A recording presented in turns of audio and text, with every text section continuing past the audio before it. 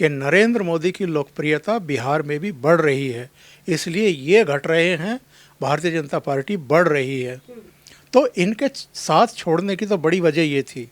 जहाँ तक विपक्षी दलों के एका का सवाल है कि वो एकजुट हो पाएंगे कि नहीं हो पाएंगे 2024 के इलेक्शन में, मुझे बहुत दूर की खोड़ी लगती है अर्चना जी, क्योंकि इनकी ईगो बहुत हाई है।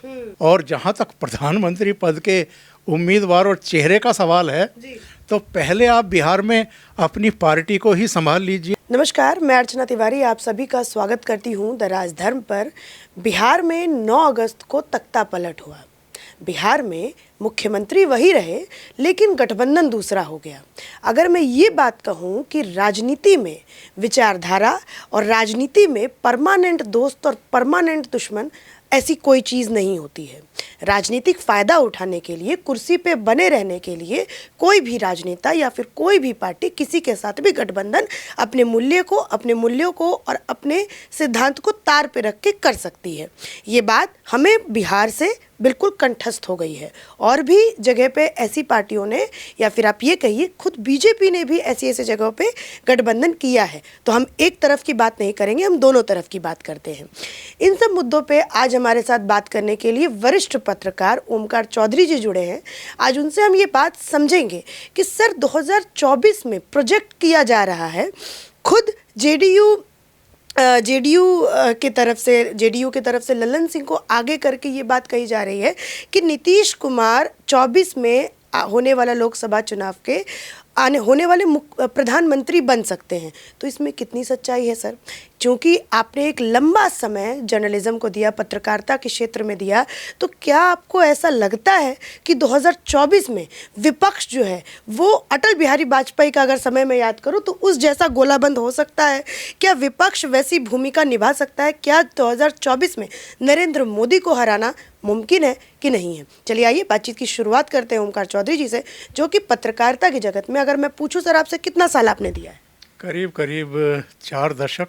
4 दशक मतलब 40 साल इन्होंने अपना पत्रकारिता में दिया है। तो आइए चलिए बातचीत की शुरुआत करते हैं। सर आपका बहुत बहुत स्वागत हमारे चैनल पर। सबसे पहले मैं सर ये सवाल पूछूंगी, नीतीश जी की पार्टी की तरफ से मैं एक इंटरव्यू उनका सुन रही थी एक चैनल पे, तो जब रिपोर्टर उनसे बाइट ले रहा था तो उन्हीं की पार्टी की एक फीमेल कार्यकर्ता, महिला कार्यकर्ता, ये एक आवाज़ लगाती हैं कि 2024 के इलेक्शन के बाद प्रधानमंत्री कैसा हो, देश का अगला प्रधानमंत्री कैसा हो, तो नीतीश कुमार जैसा हो। क्या कहिएगा?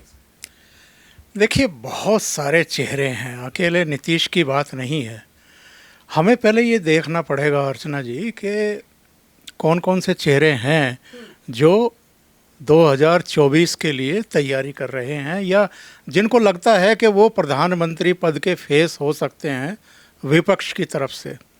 पहली बात तो ये है कि जो ऑलरेडी क्यू में सबसे आगे हैं, यानी 2014 में भी 2019 में भी अपने को जिन्होंने प्रोजेक्ट किया था नरेंद्र मोदी के खिलाफ विकल्प के तौर पर, राहुल गांधी, क्या राहुल गांधी रेस से बाहर हो गए हैं? क्योंकि जो कांग्रेस है वही अभी भी अखिल भारतीय स्तर पर भारतीय जनता पार्टी के बाद ऐसी प्रमुख दल है, पार्टी है, जिसका हर जगह संगठन भी है, कार्यकर्ता भी है। ये अलग बात है कि बहुत सारे राज्यों में उसको डिफीट मिली है, लेकिन अभी भी वही ऐसी पार्टी है जिसके 2 मुख्यमंत्री हैं। आम आदमी पार्टी के भी 2 मुख्यमंत्री हैं, पंजाब में और दिल्ली में, लेकिन आम आदमी पार्टी अभी भी अखिल भारतीय स्तर पर ना सांगठनिक तौर पर और ना ही अनुभव के तौर पर उतना एक्सेप्टेबल है जितना कि कांग्रेस है। दूसरी बात यह है कि अकेले नीतीश बाबू नहीं हैं, ममता बनर्जी। सौगत राय ने अभी एक टेलीविज़न चैनल को बातचीत करते हुए कहा कि ममता जी भी हो सकती हैं। और ममता बनर्जी तो इससे पहले हमने देखा है कि दिल्ली की दौड़ करते हुए, मुंबई की दौड़ करते हुए, और मुंबई में जब पत्रकारों ने उनसे पूछ लिया था कि कांग्रेस के बारे में, यूपीए के बारे में, तो उन्होंने कहा कि कहाँ है यूपीए, या कांग्रेस का जो नेतृत्व है वो आधे समय तो विदेशों में ही रहता है, तो लोगों की अपेक्षा अब हमसे है। तृणमूल कांग्रेस से है। जी तो दो चेहरे तो ये हो गए, जी एक नीतीश बाबू हो गए, एक आपकी ममता बनर्जी हो गई। तीसरा चेहरा महाराष्ट्र से शरद पवार है।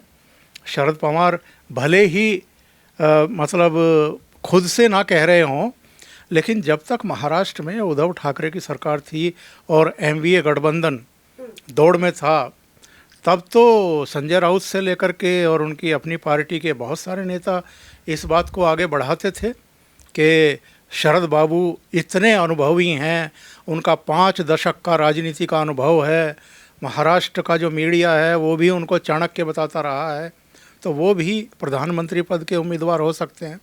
तो मेरा आशय ये है कि पहले विपक्ष ज़रा ये तो तय कर ले कि इनमें नेता कौन होगा। नीतीश बाबू होंगे, अरविंद केजरीवाल होंगे, ममता बनर्जी होंगी, शरद पवार होंगे या राहुल गांधी होंगे। और अगर हम थोड़ा और डिटेल बात करें, चलिए ममता बनर्जी तीसरी बार मुख्यमंत्री बनी है और नरेंद्र मोदी भी तीसरी बार मुख्यमंत्री बने थे गुजरात में, जब उनको यहाँ प्रधानमंत्री के चेहरे के तौर पर प्रोजेक्ट किया गया था। तो मान लेते हैं कि ममता बनर्जी का दावा बनता है, लेकिन ममता बनर्जी को क्या पश्चिम बंगाल से बाहर कोई उस तरह की स्वीकार्यता मिलेगी जैसी 2013-14 में नरेंद्र मोदी के लिए पूरे देश में एक आंधी दिखाई दे रही थी और एक स्वीकार्यता, एक लोकप्रियता का आलम दिखाई दे रहा था। नंबर 2, अगर हम नीतीश बाबू पर आए तो पिछले 3 विधानसभा चुनाव के ज़रा नतीजे ही उठा करके देख लीजिए, और ज़्यादा कुछ कहने की ज़रूरत ही नहीं है। अब से 2 विधानसभा चुनाव पहले यानी 2009 में जनता दल यू को बिहार में मिली थी 115 सीटें। जब ये नरेंद्र मोदी को भारतीय जनता पार्टी और एनडीए ने प्रधानमंत्री पद का उम्मीदवार घोषित किया और ये बिदक करके चले गए, महागठबंधन बनाया लालू और कांग्रेस के साथ में, तो 2015 में जो चुनाव हुआ उसमें लालू की पार्टी को तो मिली 80 सीटें और नीतीश बाबू की पार्टी को मिली 71 सीटें, कांग्रेस को 27 सीटें मिली थी। तब भारतीय जनता पार्टी की भी सीटें घटी थी, 91 से घट करके 53 पर आ गई थी। लेकिन उसका अगला चुनाव 2020 का चुनाव, जो इनको 2015 में 71 सीटें मिली थी, वो भी घट करके आ गई 43 सीटों पर। यानी पिछले 3 चुनाव में लगातार नीतीश बाबू की पार्टी का जो जनाधार है वो खिसक रहा है, इनकी लोकप्रियता बिहार में ही घट रही है और इनको ये आशंका थी कि अगर मैं भारतीय जनता पार्टी के ही साथ रहा तो ये 43 भी अगले चुनाव में नहीं रहेंगी। और नरेंद्र मोदी की लोकप्रियता के वजह से 2014 के लोकसभा चुनाव में जिन नीतीश बाबू की पार्टी को केवल 2 सीटें मिली थी, वो 2019 के लोकसभा इलेक्शन में बढ़ कर के हो गई थी 16। तो इनको बहुत अच्छे तरीके से पता है कि नरेंद्र मोदी की लोकप्रियता बिहार में भी बढ़ रही है, इसलिए ये घट रहे हैं, भारतीय जनता पार्टी बढ़ रही है। तो इनके साथ छोड़ने की तो बड़ी वजह ये थी। और जहाँ तक प्रधानमंत्री पद के उम्मीदवार और चेहरे का सवाल है, तो पहले आप बिहार में अपनी पार्टी को ही संभाल लीजिए, फिर उसके बाद जो है आप केंद्र की सत्ता की तरफ। ठीक है सर, अब जो है मैं उस टॉपिक पे बात करती हूँ जो ललन सिंह जी, जिनका अभी बताया जा रहा है कि ये जेडीयू के फेस हैं। अभी ऐसा लग रहा है कि कैमरे के मतलब पार्टी की तरफ से ललन सिंह को आगे प्रोजेक्ट कर दिया गया है कि जाइए और आप सारी बातें बोलिए, चूंकि मैं नहीं बोल सकता अपनी तरफ से, तो आप जाके सारी बातें बोलिए। ललन सिंह ये बोलते हुए नजर आते हैं कि हमें सिर्फ 40 सीटों पे वार करना है, बिहार, झारखंड और बंगाल, इन तीनों पे अगर हमने 40 सीट भाजपा से खींच लिया तो वो हार सकती है, सत्ता में वो लौट ही नहीं सकती 24 पे। क्या कहिएगा? देखिए, मुझे लगता है कि जेडीयू को एक शिवसेना का संजय राउत मिल गया है। अच्छा। संजय राउत किस किस तरह की बातें किया करते थे? संजय राउत कहते थे कि उद्धव ठाकरे में प्रधानमंत्री बनने की एबिलिटी है। जो उद्धव ठाकरे पूरे महाराष्ट्र के भी नहीं हैं, कुछ कुछ पॉकेट में शिवसेना की सीटें आती हैं। और उद्धव ठाकरे की तो छोड़ दीजिए, बाला साहब ठाकरे का कितना सम्मान हुआ करता था महाराष्ट्र में। बाला साहब ठाकरे के समय भी शिवसेना कभी पूरे महाराष्ट्र की पार्टी नहीं रही। तो ये किस बेस पर जब सत्ता हाथ में आती है तो ये गलतफहमी के शिकार हो जाते हैं, बड़बोलापन दिखाते हैं, शेखी खोरी आ जाती है इनके बयानों में। क्या पूरा पश्चिम बंगाल ममता बनर्जी के कहने पर 2024 में वोट करने वाला है? या पूरा झारखंड जो है वो हेमंत सोरेन या राहुल गांधी के कहने पर वोट करने वाला है कि किसको वोट करना है और किसको वोट नहीं करना है? क्या पूरे बिहार की ठेकेदारी ललन सिंह ने और नीतीश कुमार ने और लालू की पार्टी ने ले ली है कि वो डिसाइड करेंगे कि मतदाता किसको वोट करें और किसको वोट नहीं करें?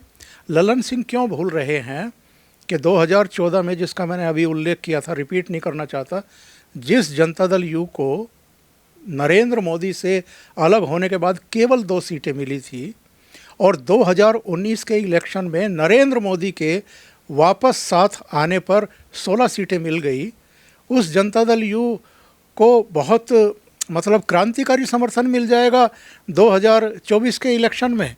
ऐसा कौन सा महान कार्य कर दिया है या ऐसी कौन सी आपने लोगों के दिल जीतने की गोटी फिट कर दी है कि बिहार की जनता जो है रातों रात नरेंद्र मोदी से उनका मोह भंग हो जाएगा और आपके साथ वो इकट्ठा आ जाएंगे?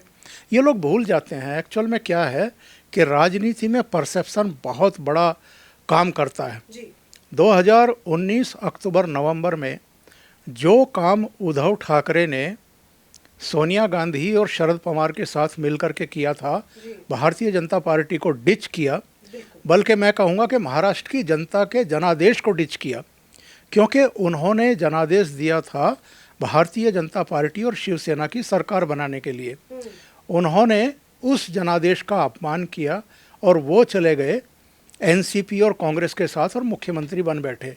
2020 में नीतीश बाबू जीत करके आए थे भारतीय जनता पार्टी के साथ, जनादेश था भारतीय जनता पार्टी और जनता दल के लिए, और इन्होंने भी वही काम किया जो उद्धव ठाकरे ने अक्टूबर 2019 में किया था।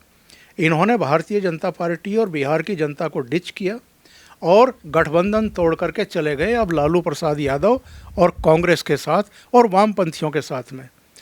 जनता इसको पसंद नहीं करती है। महाराष्ट्र में जो उपचुनाव हुए हैं उनके नतीजे देख लीजिए। अभी बीएमसी समेत वहाँ 15 महानगर पालिकाओं के चुनाव होने वाले हैं, उसके नतीजे देख लीजिएगा। और शिवसेना अगर टूटी है तो वो इस वजह से टूटी है कि उद्धव ठाकरे ने जो जनादेश था उसका अपमान किया था, उसको धोखा दिया था, आइडियोलॉजी छोड़ी थी। नीतीश कुमार का भी 2024 में या 2025 में जब अगले विधानसभा चुनाव होंगे, ऐसा हस्र हो तो किसी को ताज्जुब नहीं होना चाहिए, क्योंकि जनता इन चीज़ों को कभी पसंद करती नहीं। ठीक है सर, अभी आप जो ये विश्लेषण बता रहे थे इससे मेरे मन में एक बहुत अच्छा सवाल हो, मुझे हल्की सी मुस्कान भी मेरे चेहरे पे आई। मतलब मैं ये पूछना चाहती हूँ कि महाराष्ट्र के शिंदे तो हम लोगों ने देखा, बिहार का कोई शिंदे नज़र आता है क्या आपको सर? किसी नेता में ऐसा शिंदे वाला कैटेगरी नज़र आता है, ऐसी कैपेबिलिटी नज़र आती है कि वो जेडीयू के ही बीच में से तोड़ दे और ख़त्म कर दे, जो आपने अभी कहा?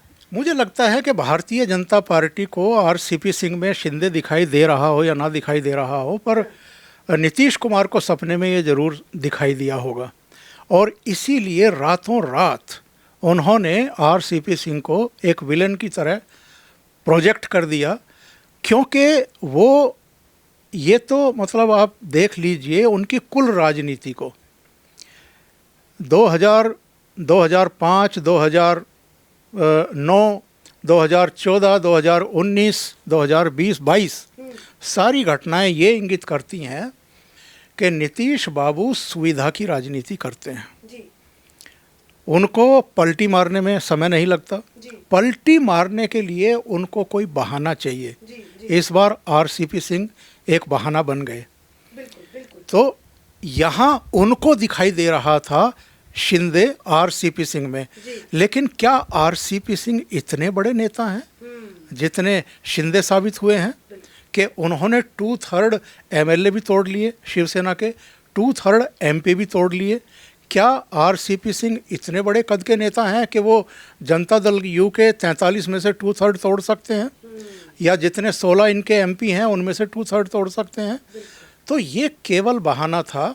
मुझे नहीं लगता कि बिहार में भारतीय जनता पार्टी किसी एकनाथ शिंदे की तलाश में थी भी। ठीक है सर, अब आखिरी सवाल पूछूंगी, चूंकि वीडियो काफ़ी लंबा हो गया तो आखिरी सवाल पूछूंगी।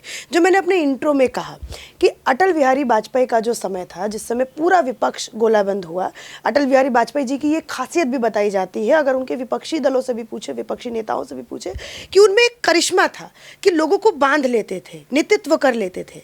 क्या आपको आज के विपक्ष में वैसा करिश्मा, वैसी बातें, वैसी नज़र आता है क्या सर, वैसा कुछ? देखिए, 2-3 बातें हैं वो हमें समझनी पड़ेंगी। एक तो ये है कि अटल जी के समय भारतीय जनता पार्टी को अपने दम पर कभी भी बहुमत हासिल नहीं हुआ था।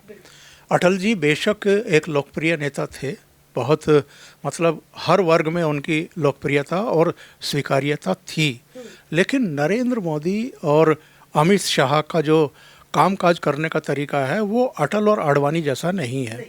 उनका एक अलग तरह का रहता है। वो अपने सहयोगियों को पूरा सम्मान भी दे करके चलते थे। शायद उनको अपने ऊपर उतना भरोसा नहीं था जितना आज की लीडरशिप को अपने ऊपर भरोसा है। और इनके जो सहयोगी रहे हैं, यानी अमित शाह और नरेंद्र मोदी के, वो अनसिक्योरिटी फील करते रहे हैं इन दोनों से और भारतीय जनता पार्टी के आगे बढ़ते हुए स्टेप से। और चाहे पंजाब हो, पंजाब में तो भारतीय जनता पार्टी उतनी बड़ी ताकत नहीं है, तो भी अकाली दल डरा हुआ, सहमा हुआ रहता था। चाहे शिवसेना हो, जो बड़े भाई से छोटे भाई की भूमिका में आ गई, या जनता दल यू हो बिहार का, जो पहले भारतीय जनता पार्टी से बड़ी पार्टी हुआ करती थी और अब छोटी पार्टी हो गई है। तो एक इनसिक्योरिटी इनके अंदर रही है, इसलिए ये भागे भी हैं। जहाँ तक विपक्षी दलों के एका का सवाल है कि वो एकजुट हो पाएंगे कि नहीं हो पाएंगे 2024 के इलेक्शन में, मुझे बहुत दूर की कोड़ी लगती है अर्चना जी, क्योंकि इनकी ईगो बहुत हाई है सब नेताओं की। चाहे ममता बनर्जी हो, ममता बनर्जी कांग्रेस से बात तक करने को तैयार नहीं। उन्होंने अपने दम पर राष्ट्रपति चुनाव में इनिशिएट कर लिया, मीटिंग बुला ली, जिस पर शुरू में कुछ दलों ने ऐतराज़ भी किया कि भाई सबसे बड़ी पार्टी इस समय भी राज्यसभा और लोकसभा में कांग्रेस है, उसको इनिशिएट करने देते। लेकिन आपको याद होगा ठीक उसी समय राहुल गांधी और सोनिया गांधी ईडी के दफ्तरों के चक्कर काट रहे थे। तो इस समय बहुत सारी प्रॉब्लम्स हैं, इनकी ईगो बहुत ऊंची है। अरविंद केजरीवाल किसी से बात करने को तैयार नहीं। नीतीश कह रहे हैं कि मैं अब राष्ट्रीय स्तर पर विपक्ष को एकजुट करने की कोशिश करूंगा। यही बात ममता बनर्जी ने भी कही थी, संकेत भी दिए थे। उसका नतीजा क्या हुआ है ये हम और आप देख रहे हैं। अप्रैल 2024 तक बहुत बड़ा वर्ग इस देश में नरेंद्र मोदी को हराता रहेगा और मीडिया उसको हवा देता रहेगा। 2024 में मई में जब रिजल्ट आएंगे तो लगभग वैसे ही रिजल्ट होंगे जैसे 2014 और 2019 में थे। मतलब आप अभी से भाजपा की जीत आप मान चुके हैं कि भाजपा की जीत होने वाली है? इसकी वजह ये है कि नरेंद्र मोदी के खिलाफ 8 साल बाद भी देश में कोई एंटी इनकम्बेंसी फैक्टर दिखाई नहीं दे रहा है, और इनके पक्ष में पब्लिक झुकती हुई दिखाई दे रही हो ऐसा भी नहीं है। ठीक है, सर ने बहुत ही सटीक बातें जो है इस वीडियो में बताई हैं कि आज का विपक्ष की जो हालात है, आज का जो विपक्ष है वो ईगो में जी रहा है, वो कहीं ना कहीं किसी भी स्तर पे कॉम्प्रोमाइज़ करने को तैयार नहीं है। तो ये एक बहुत बड़ी कमी हो सकती है विपक्ष में। और दूसरा जो फैक्टर बताया है कि जो 2024 के इलेक्शन में बहुत महत्वपूर्ण, बहुत ही ज़्यादा इंटरेस्टिंग होगा, वो ये है कि एंटी इनकम्बेंसी जो है भाजपा के प्रति वो अभी तक 8 साल के बाद भी नहीं दिखाई देती है। तो इसी के साथ धन्यवाद।